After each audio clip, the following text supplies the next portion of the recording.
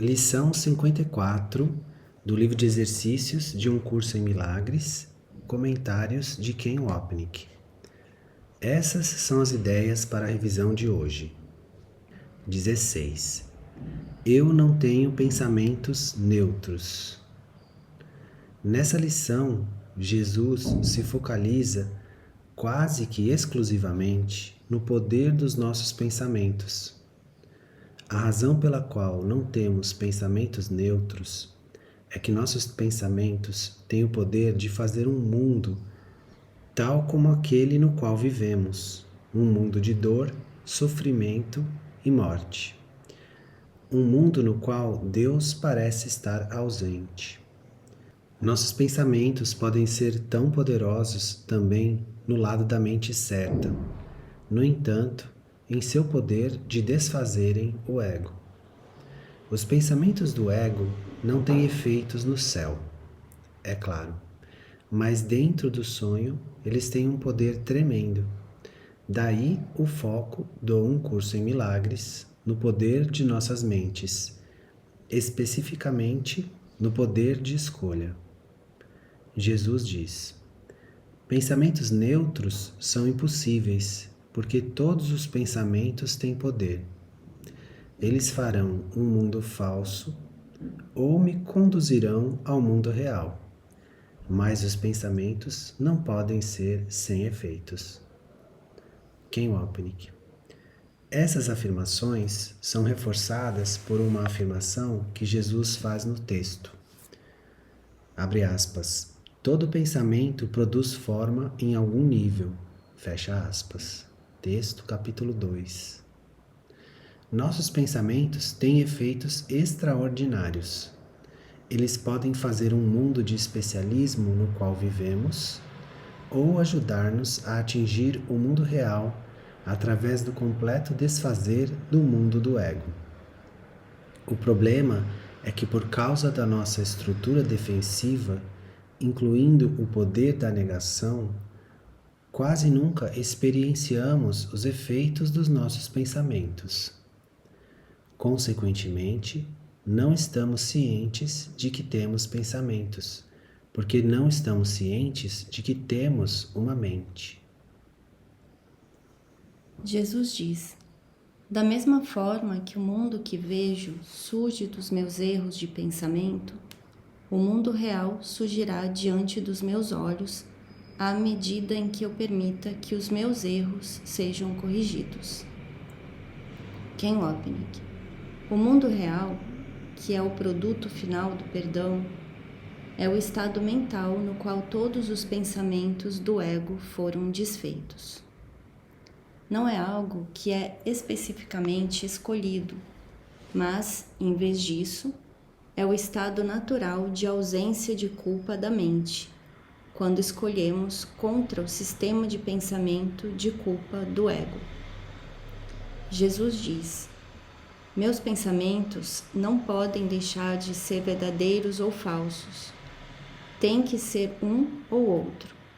O que vejo me mostra o que são. Ken Wapnick.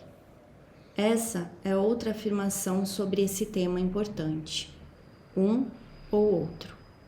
Não temos o céu e o inferno, ou o inferno e o céu. Eles são estados mutuamente excludentes. Essa é a premissa metafísica subjacente de Um Curso em Milagres, a pedra fundamental do seu sistema de pensamento. Existe Deus e não existe nada mais. Se nós acreditarmos que existe algo mais, estaremos acreditando que não há Deus. Novamente, a maneira de sabermos quais pensamentos escolhemos em nossas mentes é prestando vigilantemente atenção, com Jesus ao nosso lado, às nossas percepções sobre o mundo exterior. Elas vão refletir para nós nossa decisão pelo céu ou pelo inferno, verdade ou falsidade. Agora, Jesus volta à ideia que ele afirmou previamente. Eu não vejo coisas neutras. O que eu vejo testemunha o que penso. Se eu não pensasse, não existiria, porque a vida é pensamento, que eu olho o mundo que vejo como a representação do próprio estado de minha mente. Sei que o estado de minha mente pode mudar, e assim também sei que o mundo que vejo pode igualmente mudar. Ken Wapnick. Podemos ver como Jesus volta repetidamente a esse tema. A beleza dessa revisão está na maneira sucinta com a qual Jesus entrelaça os principais temas das primeiras 50 lições. E essa é uma crucial. Abre aspas. Que eu olhe o mundo que vejo como a representação do próprio estado da minha mente. Fecha aspas. Nós nos recordamos dessas linhas similares do texto. O mundo é o retrato externo de uma condição interna. Texto, capítulo 21. A percepção é o retrato externo de um desejo, uma imagem que tu queres que seja verdadeira. Texto, capítulo 24. Ken Wapnick. Não podemos mudar o mundo, mas realmente podemos mudar nossas mentes. Certamente, abre aspas, o mundo que vejo pode igualmente mudar, fecha aspas. Isso não significa, entretanto, que o mundo externo possa mudar, mas, em vez disso, que a forma com que o vemos vai mudar. Mantenha em mente que a percepção nunca é sobre fatos, é sempre uma interpretação do que chamamos de fatos. Uma interpretação ou do ego ou do Espírito Santo. Quando Jesus fala sobre, abre aspas, o mundo que eu vejo, fecha aspas, não está falando sobre um mundo lá fora. Não há mundo lá fora. O mundo não é nada além de uma projeção ou extensão dos pensamentos em nossas mentes. É essencial, portanto, que reconheçamos a conexão direta entre o mundo e nossos pensamentos. De outra forma, nunca seremos capazes de fazer qualquer coisa mudar em nossos pensamentos. Ken Wapnick. Antes de seguirmos em frente, note a alusão em 2.2. Abre aspas. Se eu não pensasse, não existiria. Fecha aspas. A famosa expressão de Descartes. Penso, logo existo. No entanto, embora o grande filósofo do século XVII tenha usado essa afirmação para provar sua existência real, Jesus, em última instância, a usa para demonstrar a presença da nossa existência ilusória, derivando dos nossos pensamentos ilusórios. No parágrafo 3, Jesus introduz o pensamento da unicidade, no céu como o Filho único de Deus, assim como dentro da mente dividida. O Filho de Deus é um, quer ele seja chamado de Cristo, quer seja o Filho separado de Deus. Jesus diz: eu não estou sozinho ao experimentar os efeitos do que vejo. Se eu não tenho pensamentos privados, não posso ver o mundo privado. Até mesmo a louca ideia da separação teve que ser compartilhada, antes que pudesse formar a base do mundo que vejo. No entanto, aquele compartilhar foi o compartilhar do nada.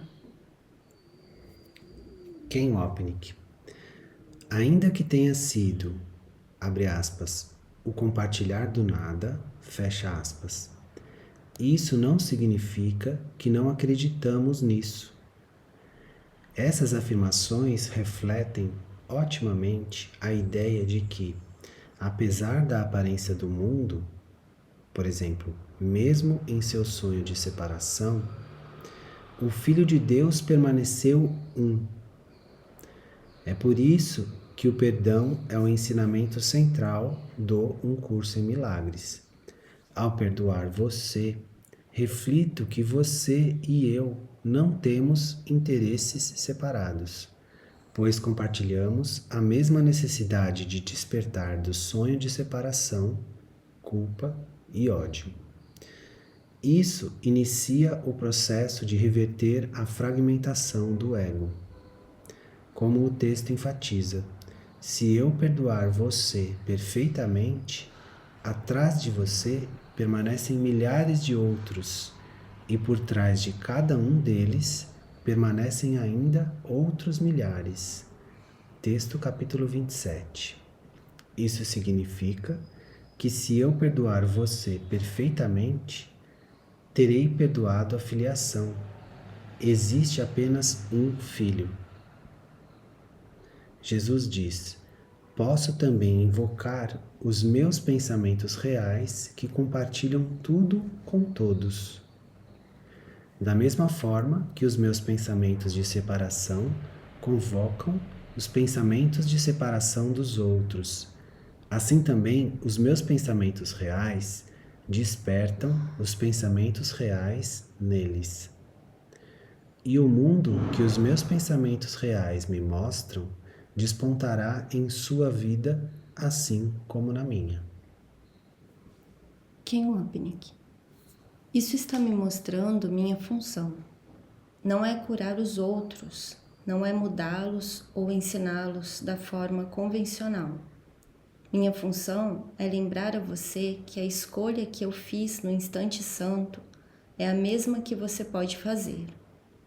Uma passagem no Manual para Professores resume maravilhosamente isso para nós. Nós já a citamos, mas sua relevância certamente merece menção adicional. Jesus diz: o professor de Deus vem a eles, aqueles que estão doentes, para representar uma outra escolha, aquela que haviam esquecido. A simples presença de um professor de Deus é um lembrete. Os seus pensamentos solicitam o direito de questionar o que o paciente aceitou como verdadeiro. Como mensageiros de Deus, os seus professores são símbolos da salvação. Eles pedem ao paciente perdão para o Filho de Deus em seu próprio nome. Eles representam a alternativa. Com o Verbo de Deus em suas mentes, eles vêm para abençoar, não para curar os doentes, mas para lembrar-lhes do remédio que Deus já lhes deu. Não são as suas mãos que curam, não é a sua voz que profere o Verbo de Deus. Eles meramente dão o que lhes foi dado. Com muita gentileza, apelam para os seus irmãos para que se afastem da morte. Abre aspas. Contempla tu, Filho de Deus, o que a vida pode te oferecer. Escolherias a doença em lugar disso? Fecha aspas. Manual dos Professores, capítulo 5. Ken Wapnick. No entanto, o processo funciona de outra forma também. Meus pensamentos de separação invocam os pensamentos de separação em você. A expressão da minha decisão pelo ego, julgamento, ataque, ansiedade e medo, diz a você que você está certo em acreditar que é separado, porque estou demonstrando que você é.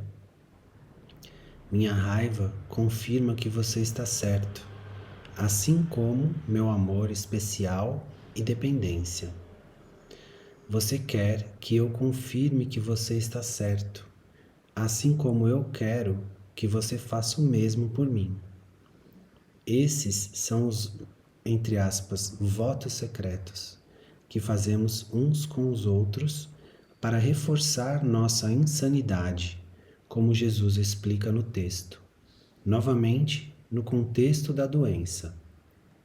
Jesus: Esse é o voto secreto que fizeste com cada irmão que quer caminhar à parte.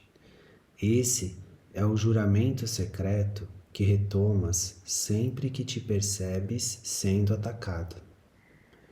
Ninguém pode sofrer se não se vê atacado e perdendo com o ataque.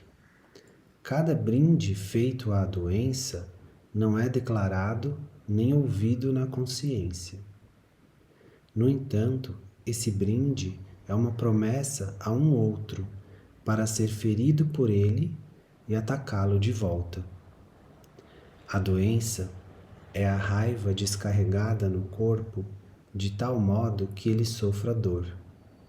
É o efeito óbvio do que foi feito em segredo, de acordo com o desejo secreto de um outro de estar à parte de ti, assim como desejas estar à parte dele. A não ser que ambos concordem que esse é o vosso desejo, ele não pode ter efeitos. Texto, capítulo 28. Ken Wapnick. No entanto, novamente, Jesus também está nos dizendo que podemos reforçar o pensamento da mente certa uns nos outros.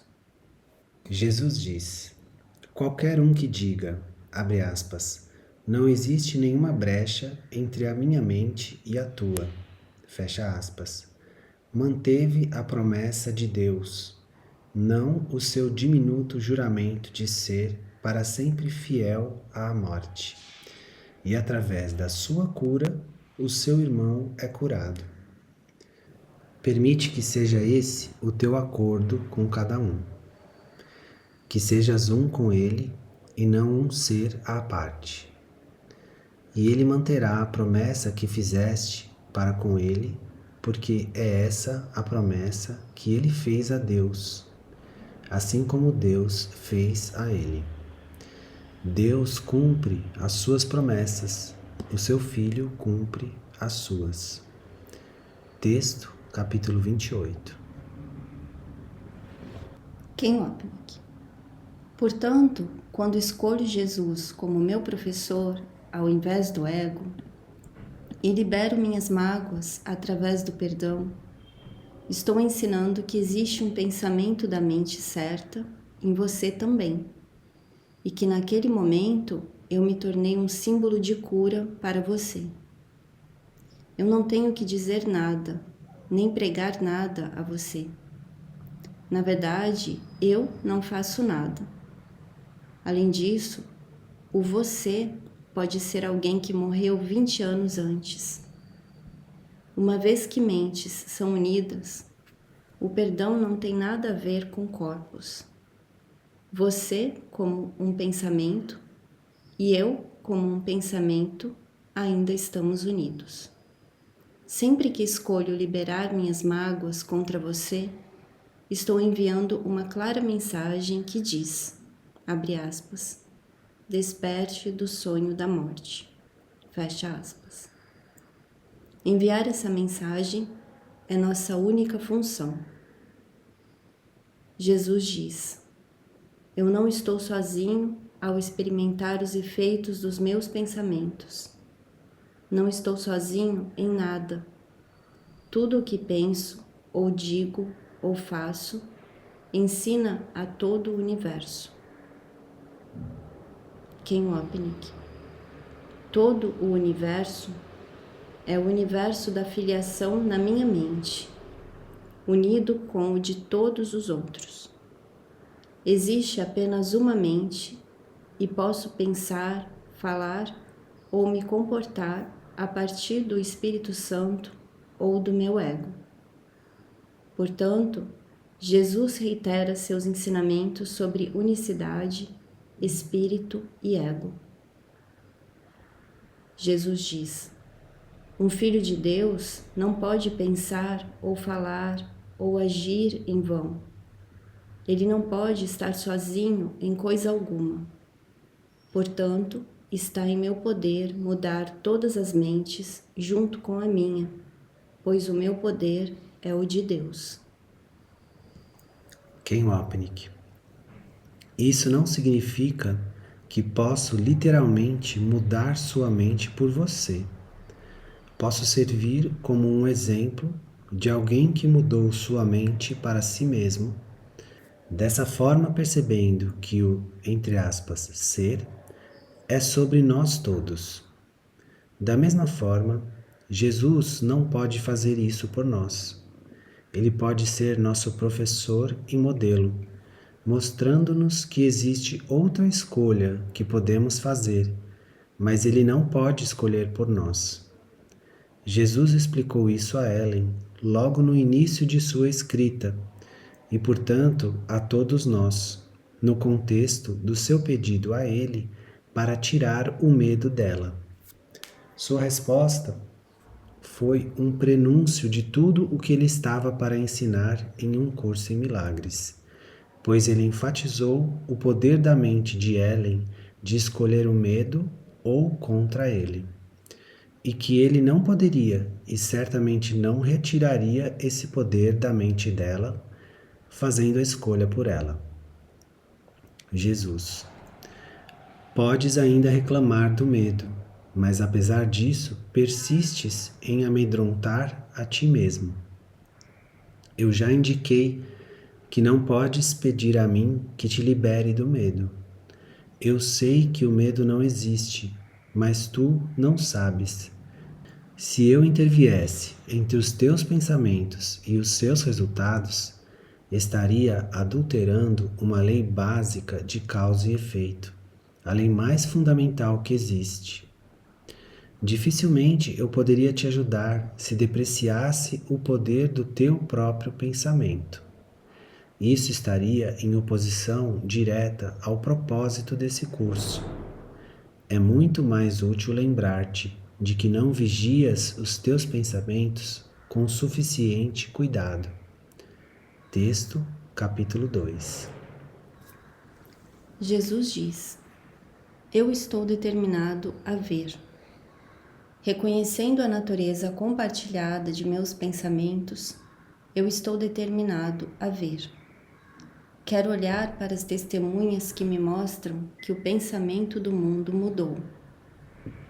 Ken Wapnick. As testemunhas para as quais olhamos são as que enviamos. Essa é uma referência implícita em, abre aspas, a atração pela culpa, fecha aspas, em, abre aspas, os obstáculos à paz, fecha aspas, texto, capítulo 19. Nós enviamos os mensageiros do amor ou do medo, e o que enviamos vemos fora de nós, o que se torna nossa testemunha que mostra o que escolhemos. Se estivermos zangados ou transtornados, obstinados ou tendo um ataque de nervos, isso nos diz que enviamos os mensageiros da culpa, medo, ódio e certamente separação.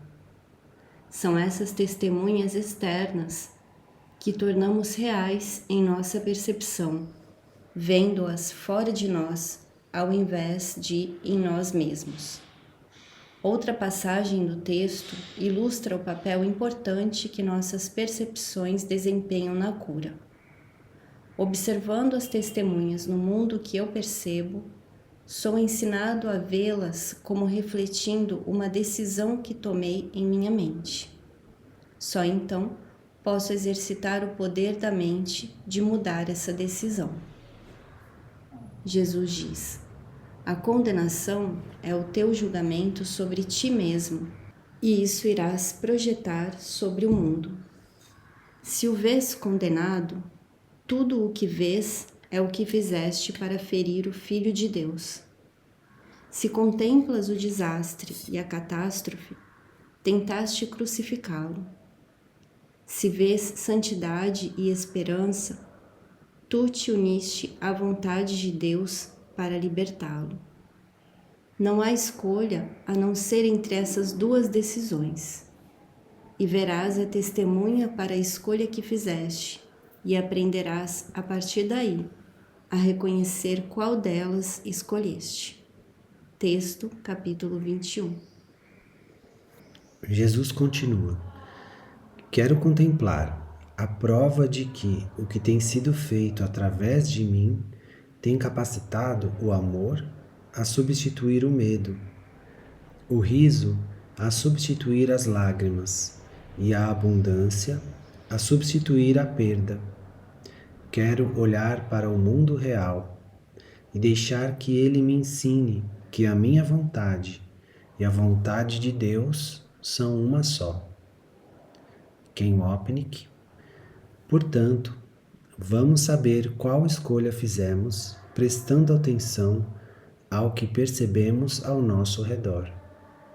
Não podemos ser lembrados com frequência o suficiente de que a percepção não é um fato objetivo, mas sempre uma interpretação.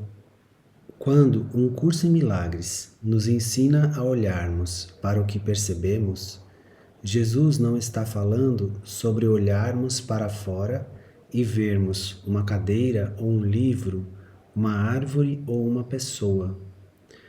Ao invés disso, estamos sendo instruídos a olharmos para a forma com que percebemos objetos, pessoas e situações. Em outras palavras, realmente percebemos provas do princípio de expiação ou de separação? Novamente, o que percebemos vai nos revelar o que nossas mentes escolheram. Percepções de amor ou pedidos de amor refletem a decisão de aceitar a expiação. E essa escolha inequívoca prenuncia ao mundo real e a lembrança feliz da unidade de Deus e do seu Filho.